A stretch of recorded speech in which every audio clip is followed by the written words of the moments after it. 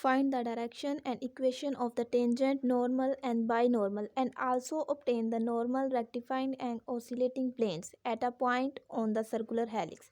हमारे पास क्वेश्चन ये है कि हमने इक्वेशंस फाइंड करनी है टेंजेंट, नॉर्मल एंड बाइनॉर्मल की, एंड प्लेन्स फाइंड करने हैं हमने normal, rectifying and oscillating planes at a point on the circular helix. अब हमारे पास एक आर गिवन है जो कि है a cos S over C, a sine S over C and B c over c. ये हमारे पास है एक आर पोजीशन वेक्टर दिया हुआ। अब हमने फाइंड करनी है equation of tangent, normal and by normal. इसके लिए जो इक्वेशन ऑफ टेंजेंट होती है इसमें हमें आर प्राइम की ज़रूरत होती है, जो इक्वेशन ऑफ नॉर्मल होती है इसमें हमें आर डबल प्राइम की ज़रूरत होती है, और इक्वेशन ऑफ बाई नॉर्मल में हमें आर ट्रिपल प्राइम की ज़रूरत होती है। तो इसका मतलब सबसे पहले हम इनके डेरिवेटिव्स फाइंड कर लेंगे, single derivative, double derivative and third derivative. तो सबसे पहले हम इसका आर का डेरिवेटिव फाइंड करेंगे, आर प्राइम।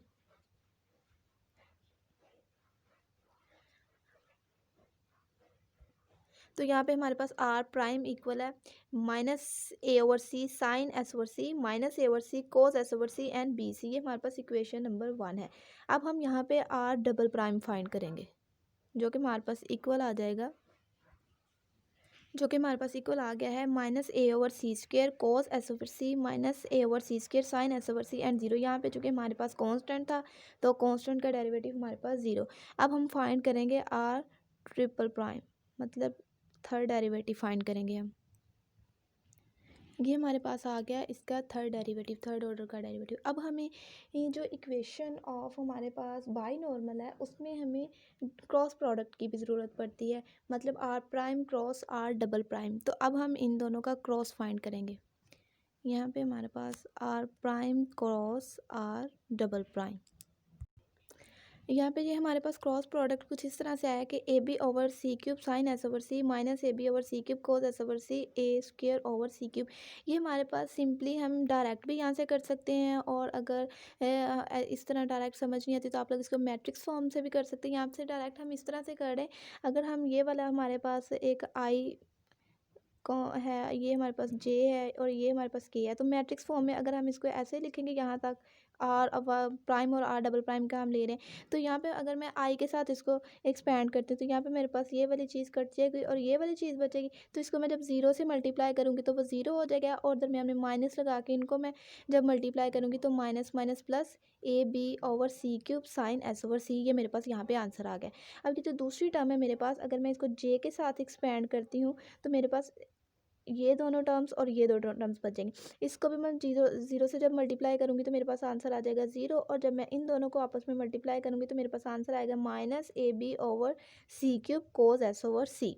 ये मेरे पास आंसर आ गया। अब जब मैं इसको के साथ एक्सपेंड करूँगी, यहाँ पे मेरे पास ये दोनों टर्म्स कैंसिल आउट हो जाएंगे और मेरे पास ये चार टर्म्स बच जाएंगी। इनको जब मैं आपस में मल्टीप्लाई करूँगी तो मेरे पास आंसर क्या आएगा, माइनस माइनस प्लस हो जाएगा, a square over C cube sine square s over C minus minus minus plus हो जाएगा, a square over sine cube cos square s over c. यहाँ पे मेरे पास जो आंसर है उन दोनों में मेरे पास sine square s over c और cos square s over c के साथ दोनों टर्म्स में कॉमन है a square over C square c cube sorry.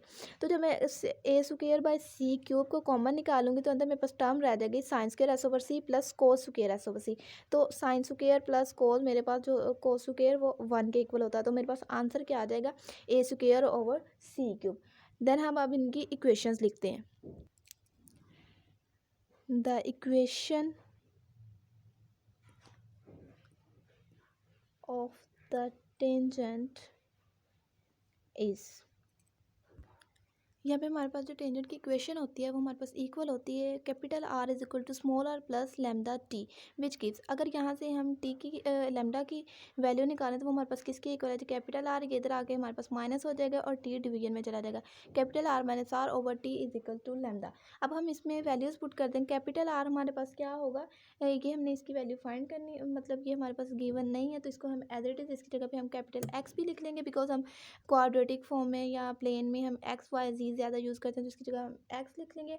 और जो हमारे पास स्मॉल आर है वो हमारे पास जो था गिवन आर, उसमें जो हमारे पास वैल्यू थी ए कोस एस ओवर सी, और जो हमारे पास नीचे टी है वो जो हमारा आर प्राइम लेने के बाद आंसर आया था, या हम इसकी जगह पे वो लिखेंगे।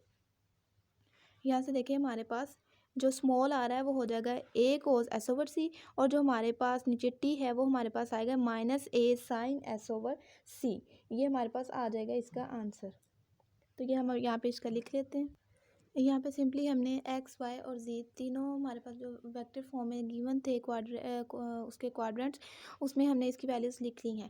यहाँ पे हमारे पास एक्स की वैल्यू भी आ गई है, वाई की भी, जी की भी। अब हमारे पास ये तीनों इक्वेशंस इक्वल हैं।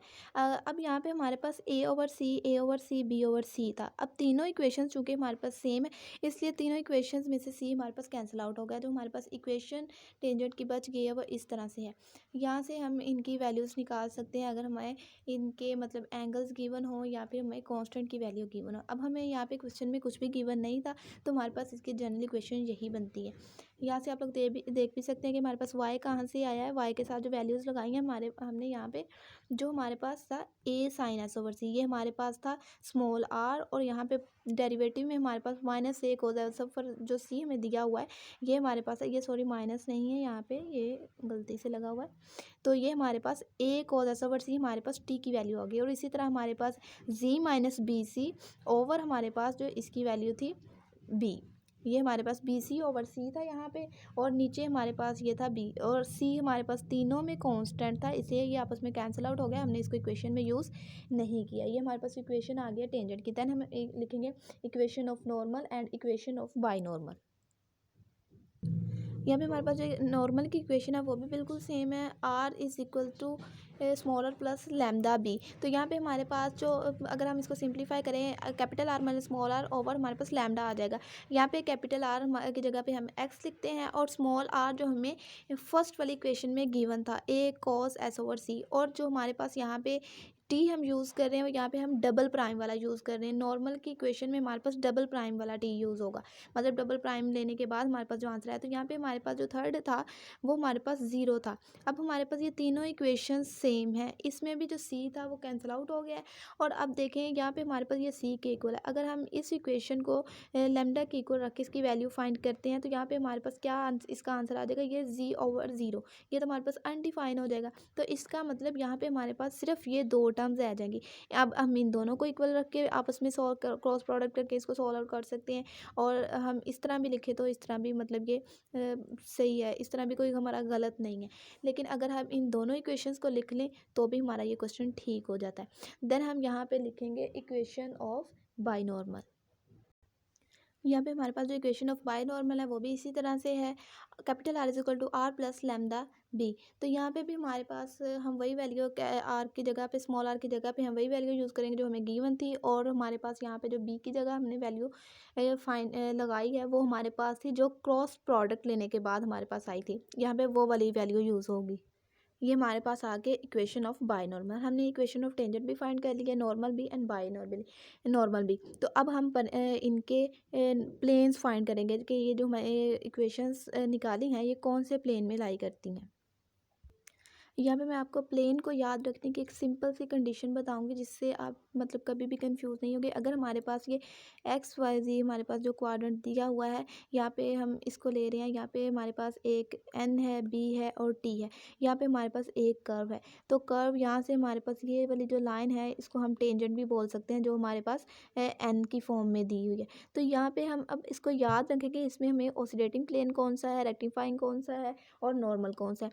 तो सबसे जो इसकी इम्पोर्टेंट और सिंपल कंडीशन ये है कि वो वाला प्लेन जिसमें हमारे पास एन और टी गिवन हो। एन और टी हमारे पास कौन से प्लेन में आ रहे हैं, एन और टी के दरमियान वाला हमारे पास प्लेन ये वाला आ रहा है। मतलब जहाँ पे हमारे पास आर माइनस आर के साथ डॉट प्रोडक्ट बी का हो, मतलब एन और टी वाले प्लेन में हमारे पास बी के साथ हम डॉट प्रोडक्ट लेंगे, तो ये वाला जो हमारे पास प्लेन है ये हमारे पास होगा ओसिलेटिंग प्लेन। और उससे ऊपर वाला हमारे पास जो प्लेन होगा जिसमें हमारे पास बी और एन के दरमियान वाला प्लेन होगा, और हम उसका डॉट प्रोडक्ट आर माइनस के स्मॉल आर का ले रहे होंगे टी के साथ, वो प्लेन हमारे पास होगा नॉर्मल प्लेन। और उसके अलावा हमारे पास जो थर्ड प्लेन बच जाएगा बी और टी के दरमियान जिसमें हम ले रहे हैं आर माइनस आर का डॉट प्रोडक्ट एन के साथ, वो हमारे पास होगा रेक्टिफाइंग प्लेन। ये हमारे पास सिंपल सी बात है याद रखने के लिए। और इम्पोर्टेंट बात इसमें ये है कि हमारे पास ये जो प्लेन है ये वेरी करता है। अगर हम इसमें हमारे पास लेते हैं T dot N dot B, तो हमारे पास ये प्लेन वेरी करता है पॉइंट टू पॉइंट। जैसे जैसे हम इनके डॉट प्रोडक्ट्स चेंज करते जाएंगे हमारे पास प्लेन्स भी चेंज होते जाएंगे। अगर फॉर एग्जांपल मैं यहाँ पे इसका डॉट प्रोडक्ट टी के साथ ले लेती हूँ, यहाँ पे इसका एन के साथ, तो मेरा नॉर्मल प्लेन इधर आ जाएगा और जो मेरे पास रेक्टिफाइंग प्लेन होगा वो इधर आ जाएगा। मतलब ये पॉइंट्स टू पॉइंट वेरी करता है।